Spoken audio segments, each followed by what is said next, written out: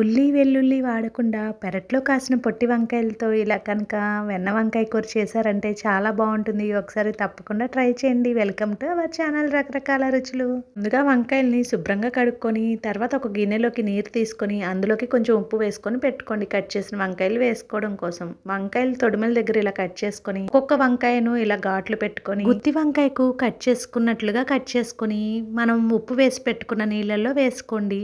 వంకాయలు నల్లబడకుండా ఉంటాయి. ఈ విధంగా అన్ని వంకాయలను పుచ్చులేవి లేకుండా చూసుకొని కట్ చేసుకొని వేసుకోండి. మీలో ఎంతమందికి వంకాయ కూర అంటే ఇష్టం అనేది కామెంట్ సెక్షన్ లో కామెంట్ చేయండి. ఇప్పుడు కూర ప్రాసెస్ ఎలాగో చూద్దాం రండి. ముందుగా స్టవ్ ఆన్ చేసుకుని ఒక బాండీ పెట్టుకొని అందులో ఒక స్పూన్ ఆయిల్ వేసుకోండి.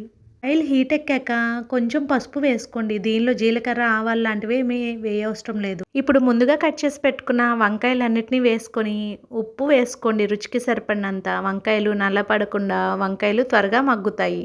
ఇప్పుడు 2-3 నిమిషాల పాటు బాగా కలుపుకొని మూత పెట్టుకొని మగ్గించుకోండి వంకాయలను. వంకాయలు మూత పెట్టుకొని మగ్గించుకోవడం వలన వంకాయలు త్వరగా మగ్గుతాయి. మీరు కనుక మన రకరకాల రుచులు ఛానల్ని ఫస్ట్ టైం చూస్తూ ఉంటే సబ్స్క్రైబ్ చేసుకొని వీడియోని లైక్ చేయడం మర్చిపోకండి. అలాగే యూజ్ ఉన్న వారికి మన ఛానల్ని షేర్ చేయండి. ఇలా మూత పెట్టుకొని 4-5 నిమిషాల పాటు అలా మగ్గించుకున్న తర్వాత కొంచెం నీళ్ళలా చిలకరించండి. వంకాయలు మెత్తబడి కూర తినేటప్పుడు సాఫ్ట్గా బాగుంటుంది. ఈ విధంగా వంకాయలు 2-3 నిమిషాల పాటు మగ్గించుకొని వేగిన తర్వాత రుచికి సరిపడినంత కారం ఒక స్పూన్ వేసుకోండి.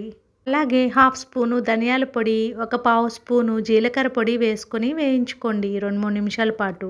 ఈ మసాలాలన్నీ పచ్చివాసన పోయి వేగిన తర్వాత ఇప్పుడు అసలైన ఇంగ్రీడియంట్ వేసుకోవాలి. మీ దగ్గర వెన్న ఉంటే కనుక వెన్న వేసుకోండి, లేదంటే 1/2 స్పూన్ నెయ్యి వేసుకోండి.